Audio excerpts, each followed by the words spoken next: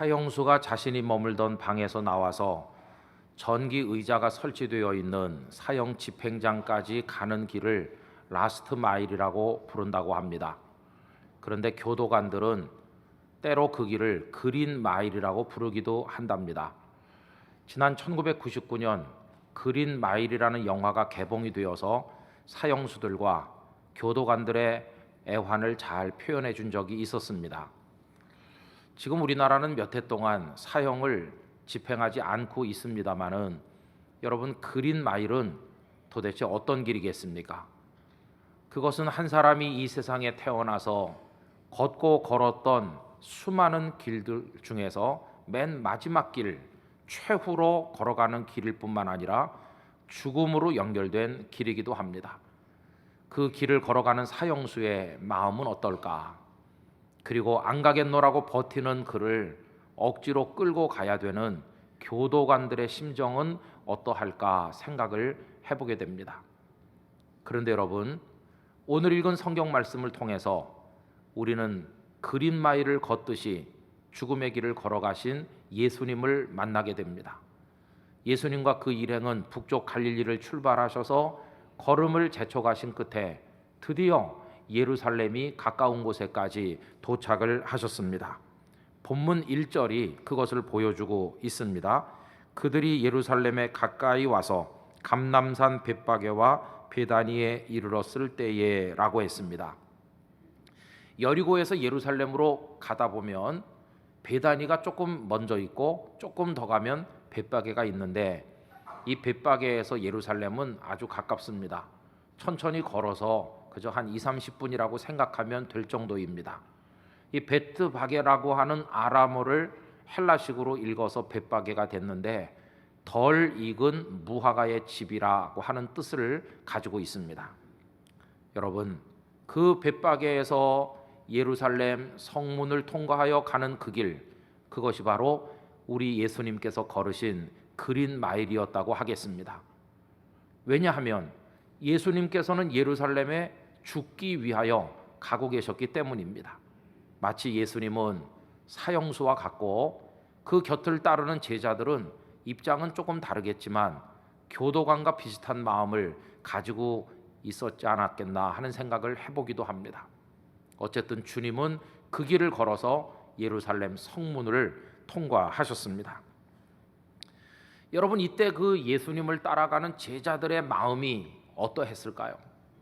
아마 갈피를 잡기 어려웠을 것입니다. 어떤 때는 예수님께서 예루살렘에 올라가셔서 왕이 되실지도 모른다는 기대가 있었고, 지난 주일에 생각한 것처럼 그렇게 됐을 때 우리가 오른쪽 왼쪽에 앉았으면 하는 설레는 기대도 있었습니다. 그러나 한편으로는 이미 예수님께서 3번이나 예고하신 대로 예루살렘에서 죽으신다고 말씀했는데 그 예고가 뜻하는 것이 구체적으로 무엇인지 아직 손에 잡히지는 않지만 뭔가 심히 두렵고 심각한 큰 일이 다가오고 있다는 것을 제자들은 직감할 수 있었을 것입니다.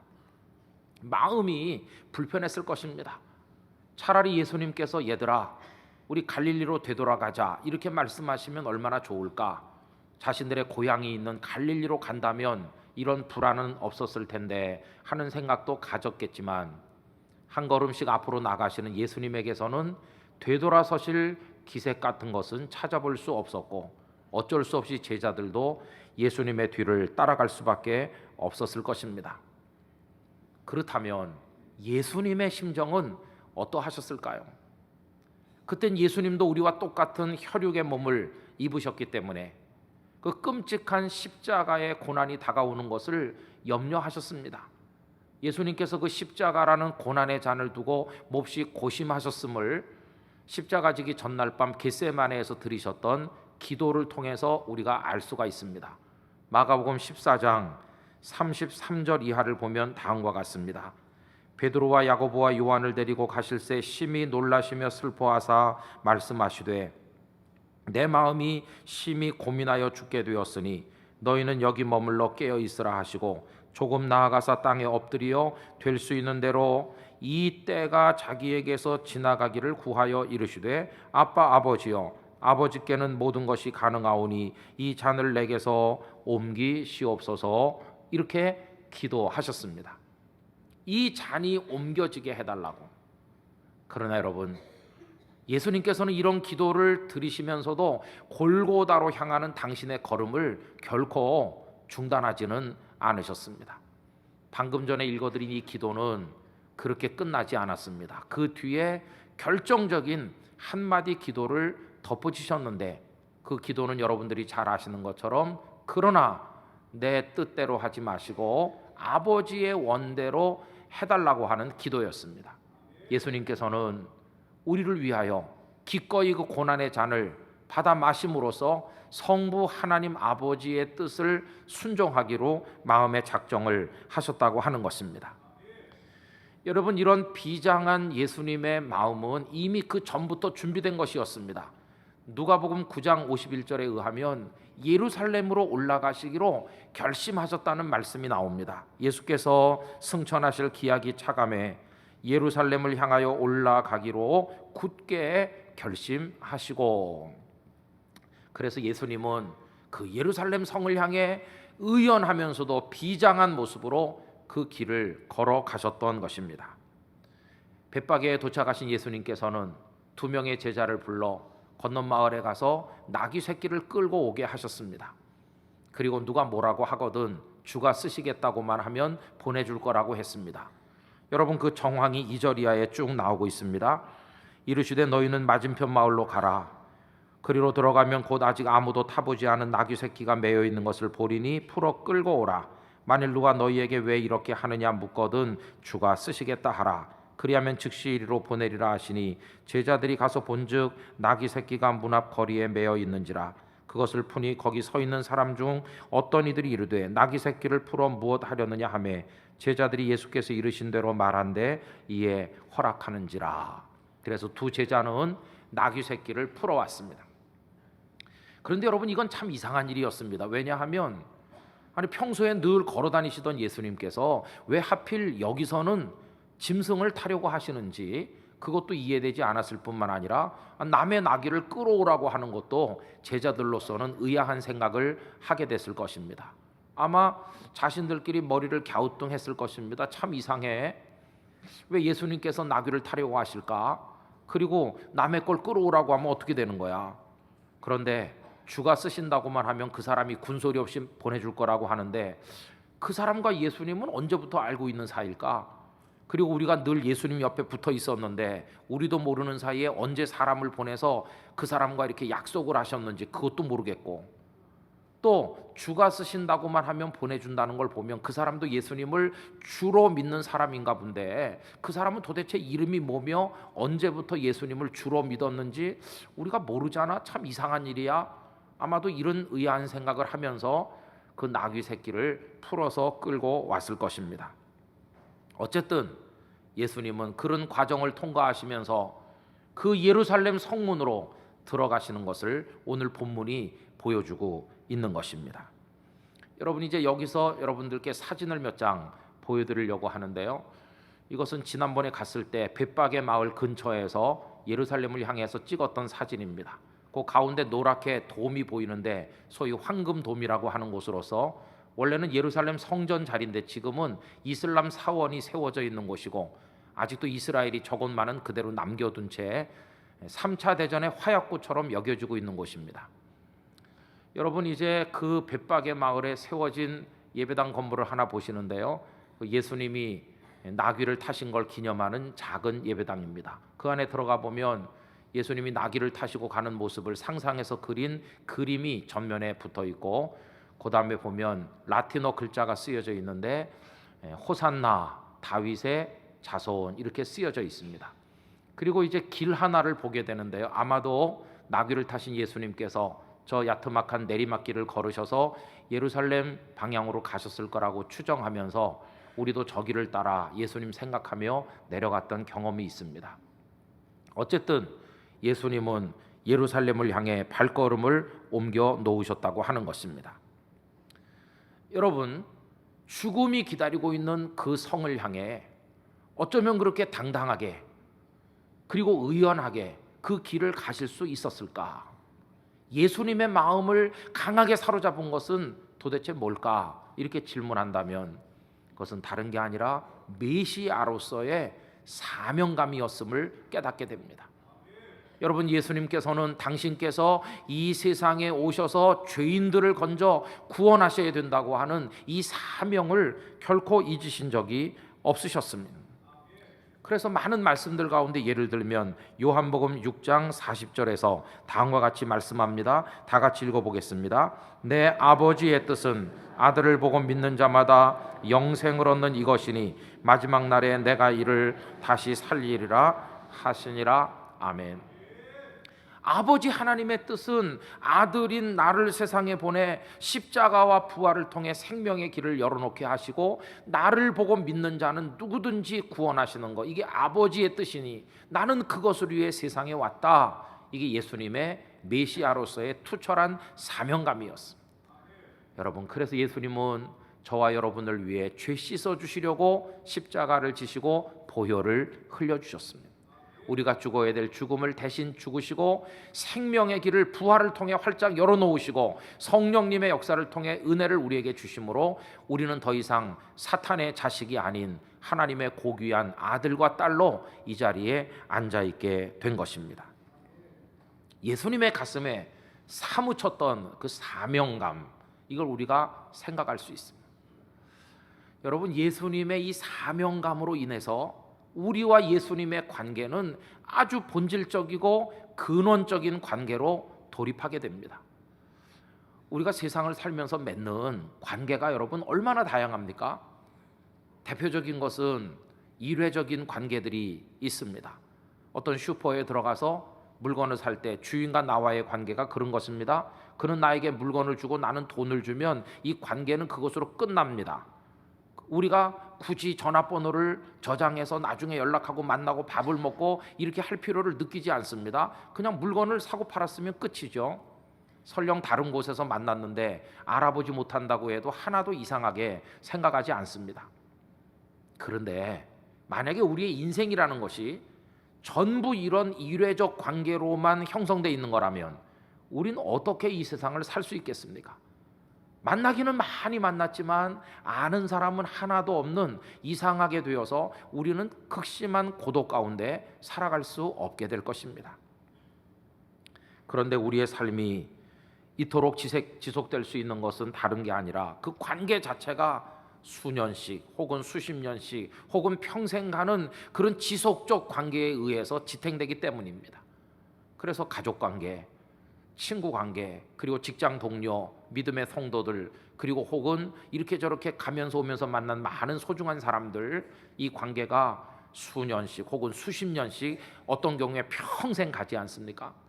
보고 또 보고 밥 먹고 또 만나 또 먹고 같이 자고 어떤 생각을 나누고 그리고 서로 도와주기도 하고 도움을 받기도 하고 기대고 의지하면서 기쁠 때도 연락하고 슬플 때도 연락하면서 살아가는 이 지속적 관계가 우리들에게 있습니다. 이 관계가 많으면 많을수록 촘촘하면 촘촘할수록 그 사람의 인생은 견고하다고 말할 수가 있을 것입니다. 여러분, 하나님이 허락하신 이런 풍성한 인간관계 여러분들에게 축복으로 주어지시기를 기원합니다. 그런데 여러분, 마음 아픈 것은 이런 관계도 깨질 때가 있다는 것입니다. 이해가 서로 맞아 떨어져 동업자가 되기도 하고 친구가 되기도 하고 우리 둘은 영원히 변하지 않을 거라고 말했던 많은 사람들이 어떤 문제로 인해서 어느 날 갑자기 다시는 만나지 말자, 전화하지 마 이러면서 쌀쌀맞게 돌아설 때도 있고, 심지어는 그렇게 사랑해서 결혼한 부부가 남이 되는 경우도 있습니다. 여러분, 아마 우리 교우들도 세상을 살면서 사랑했던 이들로 인해서 마음 아픈 경험을 하신 적이 있으셨을 것입니다. 자, 그런데요, 이렇게 깨어지는 관계를 두고는 우리는 사명이라는 단어는 입에 올리지 않습니다. 적어도 사명이라는 단어가 동원되어 설명되려면 그 관계가 영원한 것이어야 됩니다. 마치 어떤 젊은이가 조국과 나와의 관계는 끊어질 수 있는 게 아니라고 생각하기 때문에 포탄이 비오도 쏟아지는데도 적진을 향해 자기 목숨을 초계처럼 던질 수 있는 것, 사명감이 투철한 군인이 되는 게 바로 그런 얘기입니다. 회사가 어려운데 이 회사가 나를 오늘까지 먹고 살게 했고 나는 회사를 사랑한다. 이 관계는 끊어질 관계가 될 수 없어. 이렇게 생각하기 때문에 위험을 무릅쓰고 과중한 그 업무를 수행하는 회사를 사랑하는 사원들도 있는데 그 사명감이 투철하다고 얘기합니다. 여러분, 예수님과 우리의 관계는 어떤 관계입니까? 슈퍼 주인과 손님의 관계입니까? 아니면 그저 몇 해 이렇게 알고 지내다가 언제든지 미련 없이 돌아설 수 있는 우리 곁을 스쳐 지나간 많은 이들과의 관계처럼 그런 것입니까? 여러분, 결코 그럴 수는 없는 것입니다. 주님과 우리의 관계는 영원한 관계입니다. 사명으로 얽혀진 관계가 예수님과 우리의 관계인 것입니다. 그 사명은 거기 생명을 동원하는 것인데 예수님과 우리의 관계는 그런 것입니다. 보세요. 예수님께서 당신과 우리의 관계를 그런 관계로 만드시기 위하여 먼저 예수님이 거기 생명을 걸지 않으셨습니까? 생명을 내놓으셨습니다. 예루살렘 성문으로 들어가시고 골고다 언덕에 오르시고 당신의 생명을 주셔서 오늘 우리를 이 자리에 있도록 은혜를 베푸셨는데 그 모습이 얼마나 의연하고 당당한지. 그래서 이사야서 53장 7절은 그 모습을 다음과 같이 묘사했습니다. 함께 읽어보십시다. 그가 곤욕을 당하여 괴로울 때에도 그의 입을 열지 아니하였으며 마치 도수장으로 끌려가는 어린 양과 털 깎는 자 앞에서 잠잠한 양같이 그의 입을 열지 아니하였도다. 아멘. 예수님은 우리를 위한 사명자이셨습니다. 기독교 신앙은 그 사건이 있은 이후로 그 놀라운 예수님의 사랑을 받은 것이 감격해서 나도 예수님을 위하여 생명을 바치겠습니다라고 생각하는 이들에 의하여 오늘 여기까지 이어져 내려왔습니다. 그분들은 예수님과 나의 관계는 절대 끊어질 수 없는 관계임을 믿습니다. 나도 이것을 위해서 내 삶을, 내 인생 전체를, 내 생명을 내어놓겠습니다. 이렇게 말하면서 사명자의 길을 걸어 어떤 이들은 순교자가 되기도 하셨습니다. 여러분, 지난달 30일 부산역 광장에서 통일을 위한 기도회가 열렸습니다. 거기서 공표된 사실 중에 하나는 요 가까운 휴전선만 넘으면 우리 강토에서 우리 형제 자매, 우리와 생긴 게 똑같고 한 민족인 그들 가운데 많은 이들이 단 한 가지 예수님과의 관계를 끊을 수 없다는 믿음 일념 때문에 강제 수용소에서, 감옥에서 인간 이하의 짐승보다 못한 대접을 받고 있는 숫자가 무려 7만 명이 넘는다는 보고가 있었습니다. 그들이 누굽니까? 여러분, 그들은 거룩한 사명자요, 살아있는 순교자라고 이야기할 수 있지 않겠습니까? 오늘 나는 예수님을 어느 정도로 생각하나? 슈퍼 주인인가? 아니면 그저 스쳐 지나가는 많은 사람 중에 한 사람인가? 여러분, 예수님께서 죽음이 기다리고 있음을 아시면서도 그 성문을 통과해 들어가신 걸 보여주는 오늘 본문이 우리에게 뭘 역설하고 있습니까? 너희들도 그분께 그렇게 하라 이야기해주고 있습니다. 예수님을 사랑하되 끝까지 사랑해라. 그분께 순종하되 조건 없이 순종해라. 그분을 따르되 어디든지 따라가라. 그분을 바라보되 그 주변 어디에도 시선을 빼앗기지 말고 오직 그분만 바라보라고 우리에게 말씀하고 있는 것입니다. 여러분, 예수님께서도 우리가 그렇게 하기를 원하셨습니다. 그래서 누가복음 9장 62절에 보면 다음같이 말씀합니다. 다 같이 읽습니다. 예수께서 이르시되 손에 쟁기를 잡고 뒤를 돌아보는 자는 하나님의 나라에 합당하지 아니하니라 하시니라. 뒤돌아보는 사람, 되돌아가는 사람, 그 성문 입구에서 다시 돌아가는 사람은 하나님의 나라에 합당하지 않다고 말씀하셨습니다. 여러분, 예수님 당시에요, 그 예루살렘 성의 문이 사용하지 않는 문 3개를 포함해서 모두 11개가 있었다고 합니다. 그 중에서 예수님은 어떤 문을 통과하셨을까? 아마도 동쪽에서부터 들어가는 문을 통과하셨으리라고 그렇게 생각하는데 전승도 그렇게 증언합니다. 나중에 그 성문 바깥에서 우리가 존경하는 스데반 집사님, 예수님과의 관계를 끊을 수 없기 때문에 거기서 돌에 맞아 순교하셔서 그 성문의 이름을 일명 스데반 문이라고 부르고 있습니다. 그 일이 있은 지 약 30여 년 가까이 지난 어느 날 몇 사람이 또 예루살렘 성 안으로 들어가고 있었습니다. 그들 앞에서 휘적휘적 걸어가는 그분은 다름 아닌 사도 바울이셨습니다. 아마도 그분 일행은 예수님과는 반대로 서쪽을 통해 들어가는 문으로 입성했을 것입니다. 가이사라와 요빠로 연결된 일명 요빠문이라고 부르는 그 문으로 바울 사도도 들어왔을 것입니다. 그런데 사도 바울의 예루살렘 입성과 예수님의 예루살렘 입성은 꼭 닮았습니다. 왜냐하면 바울 사도께서도 그 예루살렘에 죽음이 기다린다는 걸 알면서도 사람들의 만류를 뿌리치고 그 성 안으로 들어갔기 때문입니다. 예수님과의 관계가 얼마나 소중한지 알기에. 여러분, 그분이 두로에 왔을 때 제자들이 만류한 이야기가 사도행전 21장 4절에 다음과 같이 나옵니다. 제자들을 찾아 거기서 이래를 머물더니 그 제자들이 성령의 감동으로 바울더러 예루살렘에 들어가지 말라 하더라, 이렇게 돼 있습니다. 또 가이사랴에 왔을 때는 아가보라는 선지자가 오셔서 바울을 만류합니다. 21장 10절 이하 사도행전 말씀 계속 보면 여러 날 머물러 있더니 아가보라 하는 한 선지자가 유대로부터 내려와 우리에게 와서 바울의 띠를 가져다가 자기 수족을 잡아매고 말하기를 성령이 말씀하시되 예루살렘에서 유대인들이 이같이 이 띠 임자를 결박하여 이방인의 손에 넘겨주리라 하거늘 우리가 그 말을 듣고 그곳 사람들과 더불어 바울에게 예루살렘으로 올라가지 말라 권하니라고 기록하고 있습니다. 그럼 이에 대한 사도 바울의 반응은 어떨까요? 그 다음 절을 바로 읽어보면 이렇습니다. 다 같이 읽습니다. 바울이 대답하되 여러분이 어찌하여 울어 내 마음을 상하게 하느냐? 나는 주 예수의 이름을 위하여 결박당할 뿐 아니라 예루살렘에서 죽을 것도 각오하였노라 하니. 여러분, 이뿐이 아닙니다.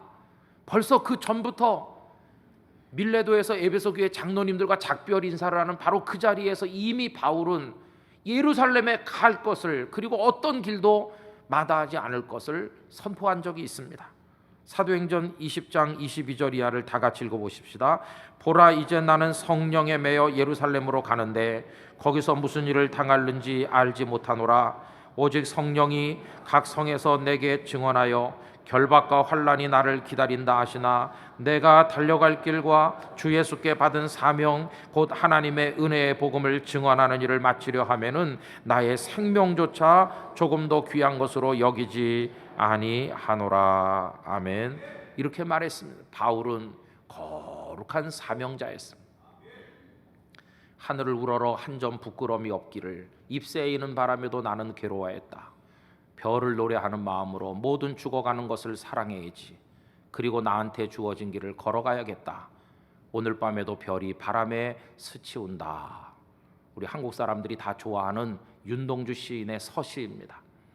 그분은 별이 되고 싶어 했습니다. 그런데 별은 하늘이 캄캄할수록 더 빛이 나는 법입니다. 그때 우리나라의 현실은 일제 억압의 캄캄한 밤에 있었기 때문에 그분은 오히려 작은 별이 되어서라도 불쌍한 조국을 비추기를 소원했습니다. 그러나 그분은 강한 분이 아니었습니다. 얼마나 마음이 여린지 작은 바람에도 마음이 흔들렸습니다. 그래서 별이 바람에 스치운다고 말했는데 작은 바람이 아닌 일제시대는 광풍이 불던 시대였습니다. 그래도 나한테 주어진 길을 걸어가야겠다, 이렇게 의연한 결심을 하고 그 길을 걸어서 조국을 위한 순교자가 되었습니다. 여러분, 그분은 한 사람의 그리스도인으로 애국 애족의 길을 걸어갔는데 그분이 죽기 전 감옥에서 가장 열심히 읽었던 책은 신약 성경이었습니다. 도대체 뭘 읽었을까? 아마도 죽음을 향해 나가는 예수님을 읽고 사도 바울이 예루살렘에 입성하는 걸 읽으면서 나도 그 행렬의 끄트머리에 서리라, 이렇게 결심한 건 아니었겠습니까? 여러분, 바로 그런 삶이 우리에게 요구되는 삶인 것입니다. 그런데 어제 이 말씀을 정리하면서 저는 우리가 너무나 시시하다고 생각했어요. 별거 아닌 것 때문에 막 흔들리는 우리들, 별것도 아닌 것 때문에 시험 당했다고 말하면서 기도도 중단하고 말씀도 던져버리고 예배도 빼먹고 그리스도인 나옴을 다 버리는 부끄러운 우리의 모습을 생각해 볼 때 너무나도 죄송한 마음 금할 수가 없었습니다. 성도 여러분, 우리보다 먼저 예루살렘 성문으로 돌아가신 예수님, 바울 사도를 비롯해 수많은 우리 선배들의 뒤를 따라 우리도 그 성문으로 통과하는 성도가 되어야만 할 것입니다. 지금 예배하시는 이 모습으로 여러분의 생애 마지막 날까지 변함없이 사랑하는 하나님께 예배하시게 되기를 바랍니다. 그리고 그 마음의 사랑이 더 아름다워질지언정 추해지거나 퇴색하지 않게 되시기를 축원합니다. 건강하든지 병약하든지 부자가 되든지 가난해지든지 세상 인심이 어떻게 바뀌든지 사람들의 살아가는 생활 패턴이 어떻게 이상한 방향으로 달라지든지 상관없이 나는 이 믿음의 길을, 신앙의 절개를 꺾지 아니하고 끝까지 주님을 따라가리라, 이런 마음을 우리 모두 가지게 되기를 간절히 기원합니다. 여러분, 그리고 두 가지를 기억하십시오. 그 길의 끄트머리는 영광임을 기억하시기 바랍니다.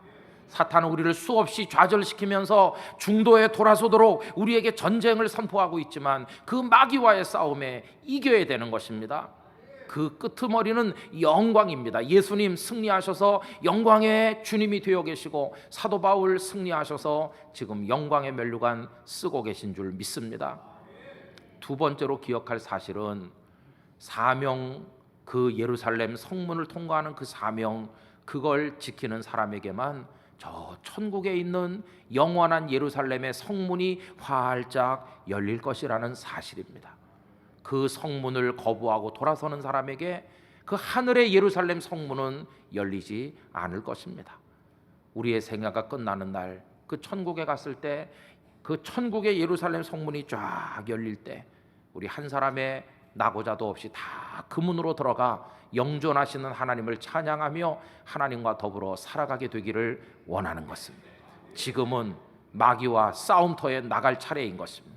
여러분들의 그 싸움, 영적 싸움의 현장에 주님의 능력과 권세가 함께 하시고 여러분을 강한 십자가의 정병으로 세워주시기만을 축원합니다. 우리 땅끝교회 성도들에게 이런 믿음 있기를 예수님의 이름으로 기원합니다. 다 같이 기도하겠습니다. 하나님, 너무나도 시시하고 부끄럽게 믿었던 저희들을 용서해 주세요. 이제는 마귀와의 싸움의 현장에 믿음의 절개를 꺾지 않는 모습으로 끝까지 가기를 원합니다. 사명의 예루살렘 성을 통과하기를 원합니다. 주여, 우리를 붙들어 주시옵소서. 다 같이 한 목소리로 기도하십시다. 오 거룩하신 아버지 하나님, 저희들을 강한 십자가의 정병이 되게 하여 주옵소서. 예수님은 그 사명의 예루살렘을 통과하여 십자가를 지고 부활하심으로 우리의 구주가 되셨고 바울 사도를 비롯한 모든 이들이 그 길을 통과하여 마지막에 순교 제물이 되었습니다. 저희들도 믿음의 절개를 버리지 아니하고 걷고 또 걸어 우리에게 주어진 그 성을 통과할 수 있는 믿음의 사람이 되므로 장차 영원한 천국의 예루살렘 문이 열릴 때 그 문으로 들어가는 영광을 얻게 하여 주시옵소서 믿습니다. 아멘. 예수님께서 통과하신 그 예루살렘 사명의 문을 우리도 통과하고 바울 사도 그 문을 통과하여 예루살렘에서 체포되고 가이사라로 끌려다니고 우여곡절 끝에 마지막에 사명자 순교자의 길을 남긴 것처럼 우리도 그렇게 하여 믿음의 정절을 지켜 상황이 어떻게 변하든지 주님과의 관계가 영원해야 됨을 알고 그 믿음 지켜나가므로 나중에 하늘나라 예루살렘의 성문이 우리 앞에 열리는 복을 얻게 하여 주옵소서. 우리 교우들 모두가 거기서 영원한 하나님을 찬양할 수 있도록 영광의 싸움 여기서 잘 싸우게 하여 주시옵소서. 예수님의 이름으로 기도드리옵나이다. 아멘.